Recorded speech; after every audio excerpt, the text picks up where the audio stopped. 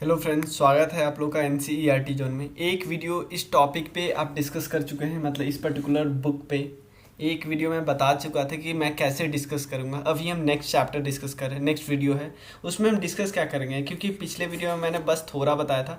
तो इस वीडियो में हम डिस्कस करेंगे कॉन्स्टिट्यूशनल डेवलपमेंट ऑफ इंडिया के बारे में, सब कुछ डिस्कस करेंगे। कौन कौन सा एक्ट कब आया उसके बारे में डिस्कस करेंगे। देखना, एक चीज़ साफ साफ मैं बता दूं कि ये वन लाइनर है और रिवीजन पर्पस के लिए है। तो आप ये मत समझना कि मैं एक एक एक्ट आपको सारा बताऊंगा, क्योंकि वो ऑलरेडी मैं लूसेंट वाले सीरीज में करा रहा हूँ। तो आप लोग को अगर एक्ट में प्रॉब्लम है तो आप उस लूसेंट वाले में देखिएगा। ये बुक आपको एक चीज़ मैं पहले ही बता दूँ डिस्क्लेमर कि ये बस रिवीजन पर्पस के लिए, जो लोग कर चुके हैं, जो मान लो एनसीईआरटी कर चुके हैं या जो लूसेंट वगैरह देख चुके हैं उनके लिए है। क्लियर? ये उनके लिए नहीं है जो अभी कुछ नहीं किए हैं। क्लियर ना? उनके लिए नहीं, वो पहले लूसेंट वाला वीडियो देखे या लूसेंट के बुक पर है, उसके बाद ये आएंगे तो कुछ फ़ायदा होगा, नहीं तो बहुत कम फ़ायदा होगा। मतलब आप रेशियो निकालें तो जो एनसीईआरटी वगैरह पढ़ चुके हैं उनको बहुत ज़्यादा फ़ायदा होगा उनको, और जो लोग कुछ नहीं पढ़े हैं उनको बहुत कम होगा। क्लियर? ये आप ध्यान रख लीजिए। क्लियर? तो सबसे पहले मेरे बारे में कुछ और आप देख सकते हो। और हाँ, चलो, मुझे अनअकैडमी पे फॉलो कर सकते हो। अगर आपके पास ऐप है तो आप फॉलो कर लो। वहाँ पे मैं 12 अक्टूबर से क्लास 11th और 12th की एनसीईआरटी सोशियोलॉजी एंड ज्योग्राफी कराने वाला हूँ। क्लियर? तो सोशल मीडिया पे भी मुझे फॉलो कर सकते हैं, सबका नाम एनसीईआरटी जोन करके। व्हाट्सएप ग्रुप में ज्वाइन करना चाहते तो लिंक है, नहीं लिंक मिले तो इस पर ज्वाइन कर लेना। आप कंट्रीब्यूट भी कर सकते हो, गूगल पे, पेटीएम, यूपीआई, सेम नंबर है हर जगह। क्लियर? तो कहाँ का डिस्कस करें? देखो, टॉपिक में हम क्या डिस्कस करने, आज हम डिस्कस करने वाले पहला पूरा पॉइंट। क्लियर? थोड़ा धीरे धीरे डिस्कस करते हैं, 3-4 क्लास मात्र धीरे धीरे। जब कुछ लोग जुड़ जाएंगे ना उसके बाद हम लोग फास्ट कर देंगे। तब हम लोग लंबी लंबी वीडियो बनाएंगे, एटलीस्ट 1 आवर का वीडियो बनाएंगे, 1 आवर, 1.5 आवर, क्योंकि हम चाहते हैं कि आने वाले एग्ज़ाम में हमारा पूरा कंप्लीट हो। और एक और चीज़ बता दूं कि सुबह 9 बजे, 10 बजे, 11 बजे आता है 3 चीज़ आपको मैं बता दूं। यहाँ पे बायोलॉजी जो कि लूसेंट का 10 AM में आता है, पॉलिटी लूसेंट से ही, प्लस लूसेंट थोड़ा एनसीईआरटी, थोड़ा लक्ष्मीकांत। क्लियर? लेकिन लूसेंट के मेन इर्द गिर्द घूमता रहता है। 11 AM में आता है इकॉनमी। क्लियर है ना? अब उसके बाद देखो, टाइम टेबल हम बनाए थे, लेकिन ये तीनों टाइम और ये रात में भी सेम टाइम, 9, 10, 11 3 वीडियो आएगा यहाँ पे। 9 AM में जो हमारा करंट अफेयर्स का एमसीक्यू का 1000 को एमसीक्यू का सीरीज चल रहा है वो है, उसका आज 5वां पार्ट आने वाला है, आप देख सकते हो। 10 में यही आएगा, एनसीईआरटी की समरी मैं प्रीमियर कर दूंगा। ऐसा नहीं कि मैं, देखो, टाइम जब मिलेगा ना मैं देख लूँगा कि अगर ठीक ठाक चलने लगा, लोग आने लगे, तब मैं लाइव लूँगा, क्योंकि लाइव लेने का उतना ज़्यादा फ़ायदा नहीं है जब एट द टाइम अच्छे खासे लोग आए। 11 में हम लूसेंट का ट्राई कर रहे हैं, इसको ये आज नहीं ले पाऊँगा। लूसेंट का एमसीक्यू का ट्राई कर रहे हैं, मैं नोट्स बना रहा हूँ, लेकिन मैं इसमें थोड़ा ऐड करना चाहता हूँ। मैं इसको हिंदी और इंग्लिश दोनों में करना चाहता हूँ, क्योंकि ये प्रॉपर पूरा इंग्लिश में लिखा हुआ है। इसको हिंदी और इंग्लिश एटलीस्ट मैं चाहता हूँ ना कि इसका क्वेश्चन एटलीस्ट हिंदी और इंग्लिश दोनों में हो। ऑप्शन भले ही इंग्लिश में हो तो मैं बता दूंगा, साथ साथ लिख भी सकता हूँ, लेकिन क्वेश्चन एटलीस्ट पूरा हिंदी और इंग्लिश दोनों में हो, इसलिए इसमें थोड़ा टाइम लग रहा है। क्लियर? तो इसमें लूसेंट के एमसीक्यू में 2 है, एक लूसेंट का ऑब्जेक्टिव बुक है उससे, और उसके बाद क्योंकि उसमें सिर्फ प्रीवियस ईयर क्वेश्चन दिए हैं, उसके अलावा जो सब्जेक्टिव से हम कुछ क्वेश्चन फ्रेम करेंगे। क्लियर? क्योंकि ये करा चुके हैं तो मैं क्वेश्चन पूछ सकता हूँ। क्लियर? तो चलते हैं अब। हाँ, ये वाला पार्ट मैं, ये वाला वीडियो मैं बता चुका हूँ। क्लियर? तो अब चलते हैं सेकेंड वीडियो। हाँ, सेकेंड वीडियो क्या है कि भारत में संवैधानिक विकास हुआ। संवैधानिक मतलब कॉन्स्टिट्यूशनल डेवलपमेंट हुआ इंडिया में।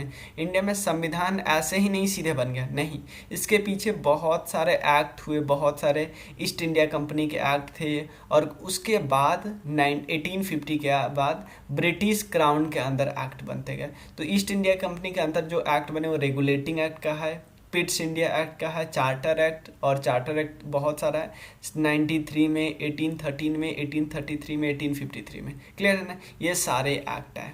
क्लियर है ना? Charter act, charter act, charter act. Clear? उसके बाद आपको पता है 1857 में रिवॉल्यूशन हो गया, फर्स्ट मतलब कि फर्स्ट इंडिपेंडेंस का रिवॉल्यूशन हुआ था।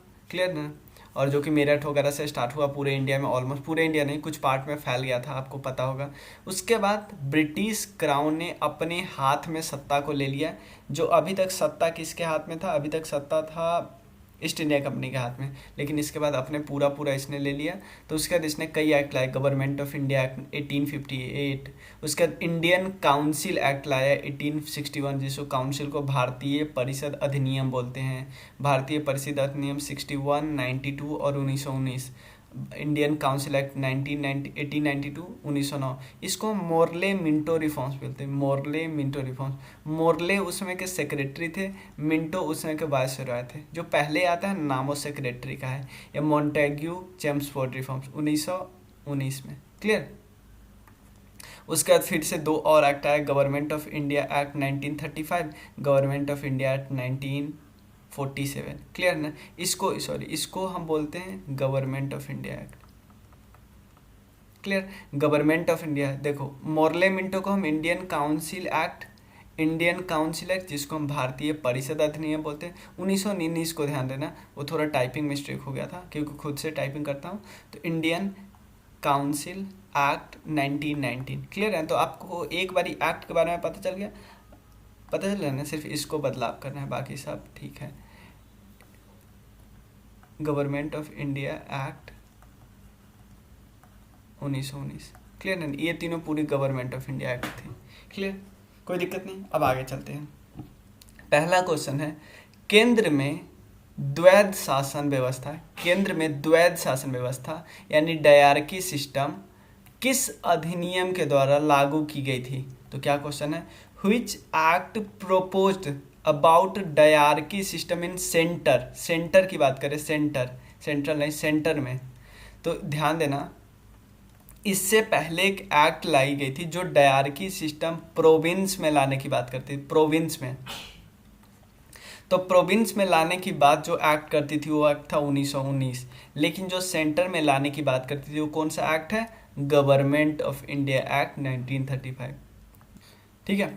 तो हमने यहाँ से एक और इन्फॉर्मेशन एक्स्ट्रा देख लिया ना, कि पहले डायरकी सिस्टम प्रोविंस में थी। प्रोविंस में किस एक्ट के अंदर लाया गया था? 1919 एक्ट के तहत, गवर्नमेंट ऑफ इंडिया एक्ट 1919 के तहत। लेकिन इसके बाद एक कमेटी आई थी, कमेटी का नाम था साइमन कमीशन। साइमन कमीशन ने बोला कि भाई प्रोविंस में जो आप डायरकी सिस्टम है उसको हटाओ, डायरकी सिस्टम आप सेंटर में लाओ। क्लियर है ना। डायरकी सिस्टम का सिंपल मतलब होता है पावर 2 हाथों में है, डिवाइड। क्लियर। तो ये हमने पहला क्वेश्चन डिस्कस कर लिया। अब सेकंड क्वेश्चन है, ब्रिटिश भारत में किस अधिनियम में संघीय शासन का प्रावधान है? अब देखो नहीं समझ में आता तो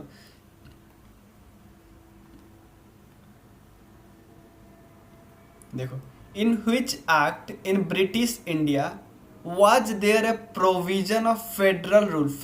संघीय शासन को हिंदी बोलते हैं फेडरल रूल, मतलब सेंटर होगा, नीचे स्टेट होगा, नीचे और भी बॉडी होगी। तो इसको बोलते हैं कि पावर डिवाइड है सेंटर और स्टेट में। क्लियर है ना। ये किस एक्ट के अंदर आया है? यहाँ से आप देख सकते हो, government of India act 1935, government of India act 1935। Clear, कोई दिक्कत नहीं है। दोनों हमारा क्वेश्चन कर दिए। आप इसको, अब मैं पीपीटी भी वैसे सेंड करूँगा, और जब एक चैप्टर हो गई अब सेंड कर दूंगा मैं इसको। और आप लोग को बताइए कैसा लगता है, आपको अच्छा लगता है तो फ्रेंड्स में ज़रूर शेयर करना, ताकि मुझे ही मोटिवेशन मिले और मैं इस सीरीज़ को कभी रुकने ना दूँ। क्लियर। अब नेक्स्ट क्वेश्चन देखते हैं। नेक्स्ट क्वेश्चन है, अखिल भारतीय संघ, क्या नाम है? अखिल भारतीय संघ स्थापित करने का प्रावधान किस अधिनियम में किया गया था? अखिल भारतीय संघ किस अधिनियम में किया गया था? तो इसका सही आंसर है, पहले आपको इंग्लिश में देखिए, under which act there was a provision of all India federation. भाई ये एक्ट कौन था? 1935 वाला गवर्नमेंट ऑफ इंडिया एक्ट। और ये रिकमेंडेशन किसने दिया था? किसने दिया होगा? भाई साइमन कमीशन ने। क्योंकि देखो 1919 एक्ट हो गया ना, 1919 एक्ट के बाद समीक्षा करनी थी, कि समीक्षा करने का मतलब था कि देखना है कि यार ये एक्ट अच्छे से काम कर रहा है कि नहीं। इसको बोलते हैं ना मॉन्टेग्यू चेम्सफोर्ड या गवर्नमेंट ऑफ इंडिया एक्ट 1990।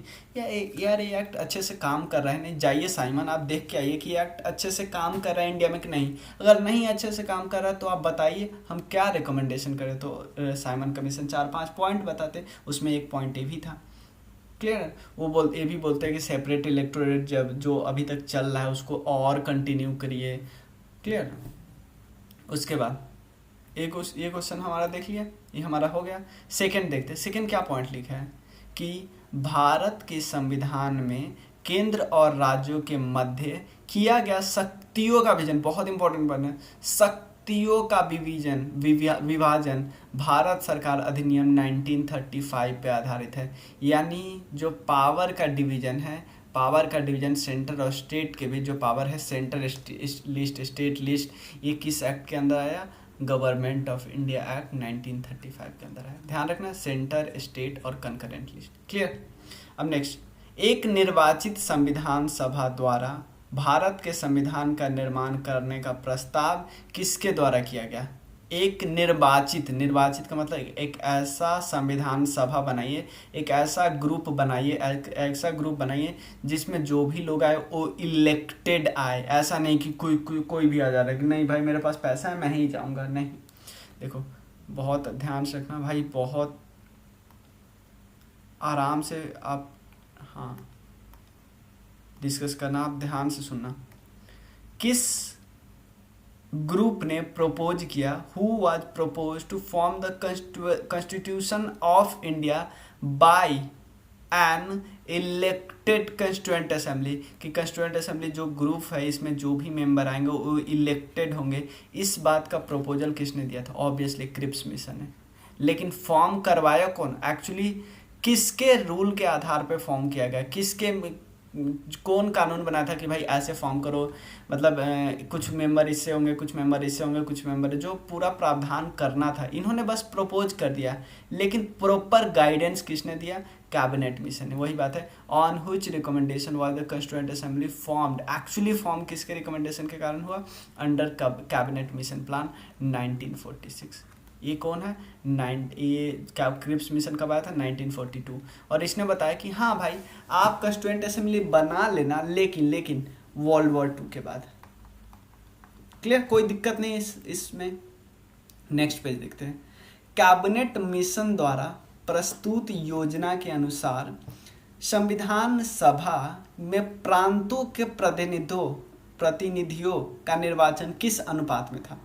ये सिंपल बता रहा है कि इस एरिया से कितने मेंबर जाएंगे? इस एरिया से 5 मेंबर जाएंगे, इस एरिया से 10 मेंबर जाएंगे, क्योंकि इस एरिया में रिच पीपल है, इस एरिया में पुअर पीपल। क्या ऐसा था? भाई बिल्कुल नहीं, ऐसा बिल्कुल नहीं था। जितने, अगर मान लो इस एरिया में 10 लाख पॉपुलेशन है तो यहाँ से 1 मेंबर जाएंगे, यहाँ पे 50 लाख पॉपुलेशन तो यहाँ से 5 मेंबर जाएंगे। बस यही कॉन्स्टिट्यूशन, यही एक रूल था। रूल इन द सेंस कि ऐसा 10 लाख वाला इसलिए रूल आया था कि कहीं भी ये रेशियो टूटे नहीं। ऐसा नहीं कि कहीं 5 लाख लोग से 1 मेंबर आ जा रहा है, कहीं 5000 लोग से 1 मेंबर आ जा रहा है। तो यानी ये मेंबर जो आया वो किसको रिप्रेजेंट कर रहा है? 5000 को। ये मेंबर जो आया वो किसको रिप्रेजेंट कर रहा है? 5 लाख को। क्लियर है? तो ये थोड़ा बेकार हो जाएगा ना। तो ये किसने योजना बनाई थी? कैबिनेट मिशन ने। किसके द्वारा का प्लान है? किसका प्लान है? तो मैंने बताया था ना कि पूरा प्लान अच्छे से कौन बताया? Cabinet mission. According to the plan presented by the cabinet mission, in what proportion was the election of representative from the province. क्योंकि आदमी कहाँ से आना है? प्रोविंस से आना है रिप्रेजेंटेटिव। प्रोविंस किसको बोलते हैं? स्टेट को। क्लियर? कहाँ पे जाना है भाई? स्टेट से कोई आदमी चुन के कहाँ पे जाएगा? इस असेंबली में जाएगा। क्लियर?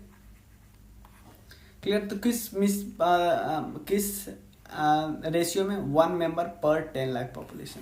मतलब हर 10 लाख पॉपुलेशन से 1 मेंबर तो जा ही रहा है असेंबली में। तभी तो क्या होगा, इससे फ़ायदा क्या होगा कि पूरे देश का रिप्रेजेंटेशन मिल जाएगा। ऐसा नहीं कि जो लोग बहुत बड़े बड़े हैं, पैसे वाले, सिर्फ वही जा रहे हैं और संविधान बना दे रहे हैं। फ़ायदा ही नहीं होगा ना भाई, फ़ायदा ही नहीं हो रहा। क्योंकि आपको पता है कॉन्स्टिट्यूएंट असेंबली में लोग गए, बहुत ज़्यादा डिबेट हुआ, ट्राइबल एरिया से लोग गए, वो अपने बारे में बताया कि भाई इतना हमें प्रॉब्लम ही चाहिए।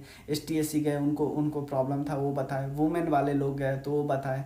क्लियर? तो पूरे एरिया से लोग जाएंगे तो अच्छे से बताएंगे ना कि हाँ भाई मेरे एरिया में ये प्रॉब्लम है, आप इसको तो आप कानून बनाते समय ध्यान में रखो ही रखो। क्लियर? नेक्स्ट क्वेश्चन है,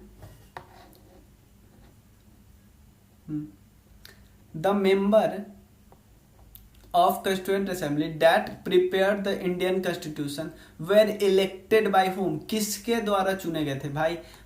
ध्यान देना, आम आदमी नहीं चुने थे, आम आदमी उसको नहीं चुने थे, प्रोविंशियल असेंबली के, ध्यान देना, बाय प्रोविंशियल असेंबली द्वारा। जैसे हमारे मान लो एक एग्जाम्पल लेते हैं, एक कोई कानून बनाना है, कानून कौन बना रहा है?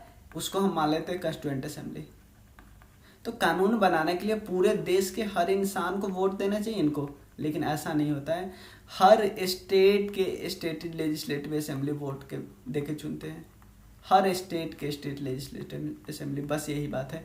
आम आदमी का कोई जुगाड़ ही नहीं। ये आप बोलो कि हाँ स्टेट लेजिस्लेटिव असेंबली के मेंबर को तो आम आदमी चुने हैं ना, हाँ थोड़ा इनडायरेक्टली बोल सकते हैं कि आम आदमी ने जिनको चुना, जैसे प्रेसिडेंट का चुनाव नहीं होता, जैसे प्रेसिडेंट के चुनाव हम लोगों ने स्टेट लेजिस्लेटिव असेंबली एमपी वगैरह को चुनते हैं, और ये लोग फिर जाके प्रेसिडेंट को चुनते हैं, ऐसी ही तो बात है।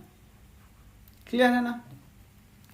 अब नेक्स्ट क्वेश्चन है, 1946 में एक इंटरिम गवर्नमेंट बनाने की बात की गई थी। एक बार 1937 में ही बनाने की बात हुई थी, लेकिन 1946 में ही बात हुई थी। चुनाव क्योंकि वर्ल्ड वॉर खत्म हो गया था, क्योंकि हमें पावर वगैरह देने वाले थे, तो हम एक इंटरिम गवर्नमेंट बनाई गई थी 1946 में। तो उसके इससे क्वेश्चन आ जाता है कि कौन से मेंबर कौन सा पावर हैंडल कर रहे थे?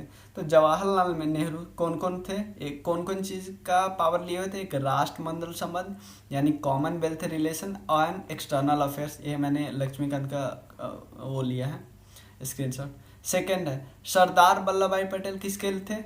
ऑब्वियसली होम और information broadcasting. Doctor Rajendra Prasad किसके थे? Food and agriculture. John Mathai किसके थे? इंडस्ट्री एंड सप्लाई के। जगजीवन राम श्रम के थे। और सरदार बलदेव सिंह किसके थे? डिफेंस।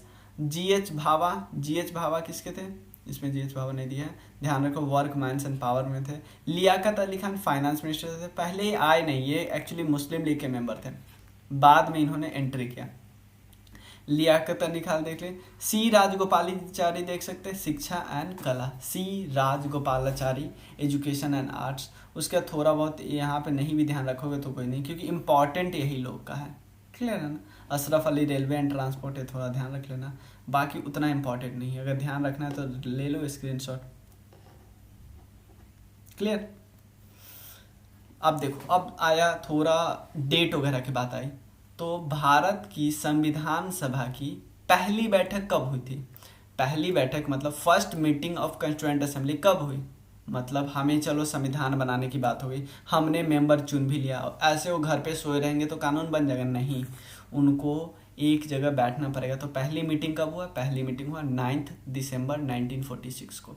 सेकेंड पॉइंट यहाँ पे क्या लिखा हुआ है जो बॉक्स में, कि पहली बार, ध्यान देना, भारतीय संविधान का एक ड्राफ्ट तैयार कर दिया था। देखो फाइनल ड्राफ्ट की नहीं बात करते, पहले एक ड्राफ्ट बना दिया था, कि इसका मतलब ये सब इसमें प्रिंसिपल होने चाहिए हमारे संविधान में। ये ड्राफ्ट किसने तैयार किया था?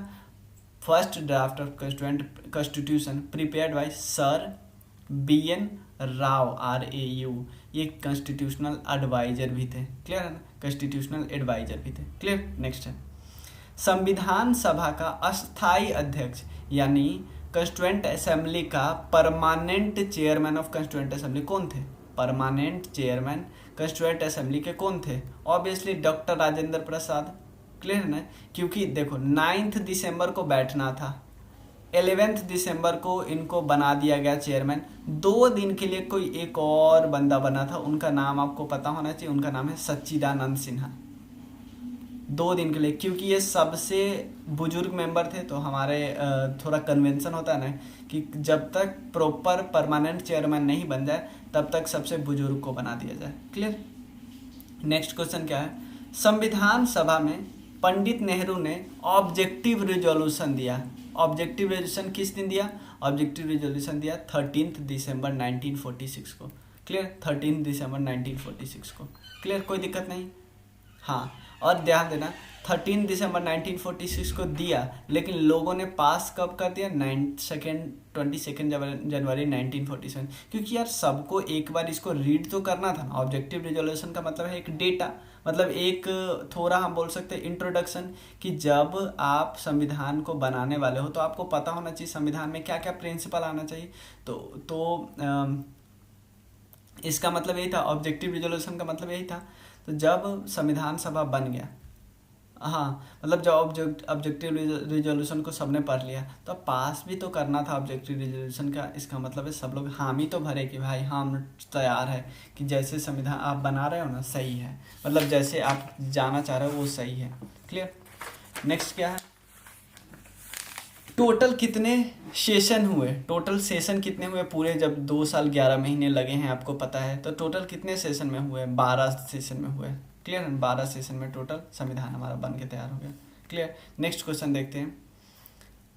ये मैंने आपको पहले ही बता दिया कि भारतीय संविधान सभा के constitutional adviser of constituent assembly कौन थे, constitutional adviser of constituent assembly कौन थे, sir BN Rao. Clear. Next है, भारत की संविधान सभा ने यानी कॉन्स्टिट्यूएंट असेंबली ने वर्तमान रूप में राष्ट्रीय ध्वज को कब, मतलब जो राष्ट्रीय ध्वज जो अभी वर्तमान रूप है, इससे पहले भी राष्ट्रीय ध्वज हुआ करता था, लेकिन उससे उस पर कुछ और ही फोटो, उस पर चरखा वगैरह चरखा का फोटो था। क्लियर है ना। तो जो वर्तमान रूप जो अभी वाला हम जो देखते हैं वो कब अडॉप्ट किया गया, constituent assembly adopted the national flag on किस दिन, 22 जुलाई 1947। क्लियर है ना। क्योंकि हमें ध्यान देना, क्योंकि हमें आज़ादी से पहले फ्लैग तो चाहिए भाई चलो हम जनगणना इम्बलम और भी चीज़ बाद में भी कर लेंगे, बाद में भी हम ले लेंगे, 26 जनवरी 1950 को भी अडॉप्ट कर लेंगे, लेकिन झंडा तो चाहिए ना भाई, फ्लैग तो चाहिए ना आज़ादी के समय। क्लियर है ना। उसके बाद अस्थायी अध्यक्ष किनको बनाया गया था, temporary president of constituent assembly किनको बनाया गया था, ये तो सबको पता है, सच्चिदानंद सिन्हा। 2 दिन के लिए, सिर्फ 2 दिन के बाद आ गए थे डॉक्टर राजेंद्र प्रसाद। क्लियर। अब कौन सा है, भारत का संविधान को कब स्वीकार किया गया, कब स्वीकार किया गया, कॉन्स्टिट्यूएंट असेंबली अडॉप्टेड ऑन, मतलब देखो कॉन्स्टिट्यूएंट असेंबली अडॉप्टेड कॉन्स्टिट्यूशन, कब कॉन्स्टिट्यूशन को अडॉप्ट किया, 26 नवंबर 1949 को, लेकिन पूरी तरह लागू कब हुआ गया, इसको हम बोलते हैं अडॉप्ट, इसको अडॉप्ट बोलते हैं, और इसको बोलते हैं इनैक्ट। इनैक्ट किस दिन हुआ, या इनैक्ट किस दिन हुआ, 26 जनवरी 1950 को पूरा प्रोविजन अप्लाई होगा पूरा इंटायर कंट्री में। क्लियर है ना, कोई दिक्कत नहीं है। सबसे अच्छा ये डेट याद रखना, 26 नवंबर 1949 को स्वीकार किया गया और अडॉप्ट किया गया, और इस दिन इनैक्ट किया गया कि ये पूरा का पूरा प्रोविजन पूरे देश पे लागू होगा। क्लियर, कोई दिक्कत नहीं। अब देखो ये सिंपल, ये पेज हम पढ़ाए हुए हैं, जितना पीछे है वो पढ़ाए हुए हैं, बट इसमें क्या हुआ है कि डेट याद रखना है, मतलब डेट भी हम देख चुके हैं, बस उसमें एक जगह दे दिया 9/6/1946 को फर्स्ट मीटिंग, कौन चेयरमैन था, सच्चिदानंद सिन्हा। अब चेयरमैन हो गया राजेंद्र प्रसाद। इस समय क्या हुआ, इस दिन क्या हुआ, 13 दिसंबर 1946 को क्या हुआ, ऑब्जेक्टिव रिजोल्यूशन का, मतलब ऑब्जेक्टिव रिजोल्यूशन दिया लोगों को, और इस दिन ऑब्जेक्टिव रिजोल्यूशन को पास कर दिया गया लोगों से। इस दिन जब हमारा कॉन्स्टिट्यूशन अडॉप्ट किया गया, और इस दिन पूरा का पूरा कॉन्स्टिट्यूशन लागू हो गया पूरे देश पे, उसको इनैक्टमेंट बोलते हैं। क्लियर ना, कोई दिक्कत नहीं, आगे चलते हैं। अब कुछ इम्पॉर्टेंट चीज़ है जो हमारे संविधान सभा ने क्या क्या अडॉप्ट किया। सबसे पहले नेशनल फ्लैग को अडॉप्ट किया, कब, 22 जुलाई 1947 को। देखो ये वाला तो हम पहले भी देख चुके हैं, यहाँ पे देखो 26 नवंबर 1949 को भारतीय संविधान किसके द्वारा अधिनियमित किया गया, किसके द्वारा, ऑब्वियसली संविधान सभा के द्वारा ना, कि हमारे कॉन्स्टिट्यूशन को अडॉप्ट किया गया ऑन 26 जनवरी 1949, किसके द्वारा, कॉन्स्टिट्यूएंट असेंबली के द्वारा। कोई दिक्कत नहीं ना भाई, कोई भी दिक्कत हो आप पूछना। अगर और डिटेल में मुझे समझाने को, मैं डिटेल में इसलिए नहीं समझाता हूँ क्योंकि फिर बहुत ज़्यादा टाइम लगेगा, सेम चीज़ क्योंकि हम रिवाइज करना मेन मोटिव है यहाँ पर। क्लियर। अब जन गण मन को एज ए राष्ट्रगान एज ए नेशनल सॉन्ग कब अडॉप्ट किया गया? 26 जनवरी 1950 को। याद रखना, क्योंकि भाई 26 जनवरी अब तो ज़रूरत है, सॉरी नेशनल एंथम को बोलते हैं ना, क्लियर। यहाँ पे ये है जनगण मन और यह है वंदे मातरम। दोनों को किस दिन किया गया? दोनों को किया गया 26 जनवरी 1950 को। ये ध्यान रखना कि जनगण मन भारतीय राष्ट्रगान के रूप में यानी नेशनल सॉन्ग के रूप में, और इवन जो नेशनल एंथम है हमारा वंदे मातरम, ये भी 26 जनवरी को। और एक और चीज़, हमारा राष्ट्रीय चिन्ह किस दिन किया गया? राष्ट्रीय चिन्ह नेशनल एम्बलम किस दिन अडॉप्ट किया गया? 26 जनवरी 1950 को। अब ध्यान रखना, अब थोड़ा ऐसे ध्यान रख सकते हो कि कितना डिफरेंस है, क्योंकि हमें फ्लैग की तो ज़रूरत पहले ही होगी आज़ादी के बाद, लेकिन हमने राष्ट्रगान और नेशनल एंथम, राष्ट्रीय चिन्ह, ये सब सोचा होगा कि हम जब गणतंत्र होने वाले होंगे ना तब करेंगे, क्लियर ना। तब तक हमें उतना ज़रूरत नहीं है, क्लियर है ना, तब तक, क्योंकि राष्ट्रगान हमने बाद में अडॉप्ट किया जब हमारा ज़रूरत है, बिल्कुल अब चाहिए, क्योंकि अब हमारा गाना गाने का समय आ गया 26 जनवरी 1950 को, क्लियर। एक है संविधान सभा के, हाँ यहाँ पे देखो एक से, हाँ, चेयरमैन ऑफ एडवाइजरी कमेटी, ध्यान देना, संविधान सभा मतलब chairman of advisory committee of constituent assembly. ध्यान देना, कंस्टिट्यूएंट असेंबली में एक एडवाइजरी कमेटी थी, वो हर बात पे एडवाइस उससे लिया जा सकता था, चाहे कोई भी मैटर हो। तो कंस्टिट्यूएंट असेंबली में एक एडवाइजरी कमेटी थी, तो एडवाइजरी कमेटी के हेड कौन थे? सरदार वल्लभ भाई पटेल थे। संविधान सभा में एक एडवाइजरी कमेटी अलग थी, बिल्कुल क्लियर ना, उनके चेयरमैन कौन थे? सरदार वल्लभ भाई पटेल। संविधान सभा में एक झंडा समिति थी, यानी head of flag committee of constituent assembly कौन थे? Doctor Rajendra Prasad. Flag committee के चेयरमैन कौन थे? पता चल गया, क्लियर। यहाँ पे ये लिख सकते हो कि डॉक्टर राजेंद्र प्रसाद को इलेक्ट किया गया first president of India on 24 जनवरी 1950। ये भी किसने किया? ये सारा कंस्टिट्यूएंट असेंबली की, क्लियर ना। अब नेक्स्ट देखते हैं, प्रमुख समितियां है और उसके अध्यक्ष है।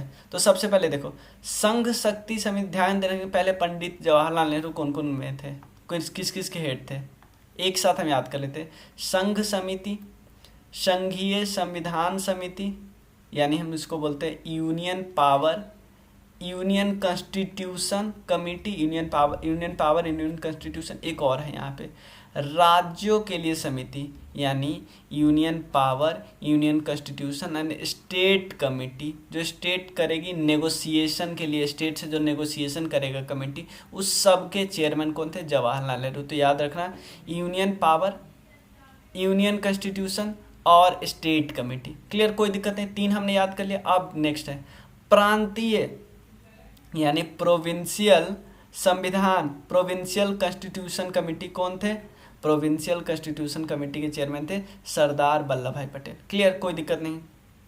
अब हम प्रारूप कमेटी का देख लिए।